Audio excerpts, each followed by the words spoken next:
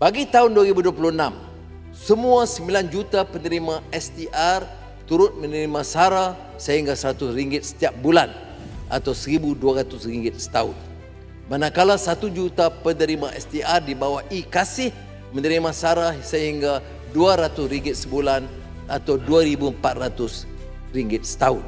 Kategori bujang RM600 iaitu RM50 sebulan melalui SARA.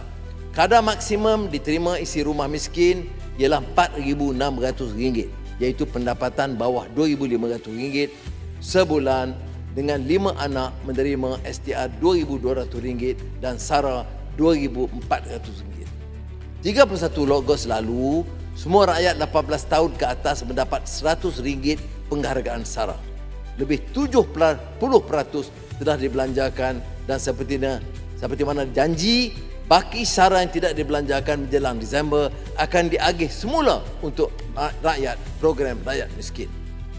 Sukacita diumumkan, kerajaan sekali lagi akan memberikan RM100 SARA kepada 22 juta rakyat Malaysia 18 tahun ke atas. Ini akan disalur pada pertengahan Februari yang boleh dimanfaatkan sempena persiapan Ramadan Karim dan sambutan Tahun Baru Cina. Terlalu awal untuk saya ucapkan Sin Nian Bian Pu, Sin Nian Hao, Nian Nian Hao.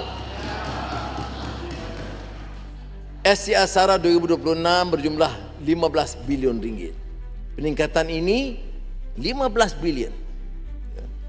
Tapi ini hasil penjimatan yang diarah dari penyasaran subsidi seperti diesel dan RON 95. Dia pulang balik kepada rakyat.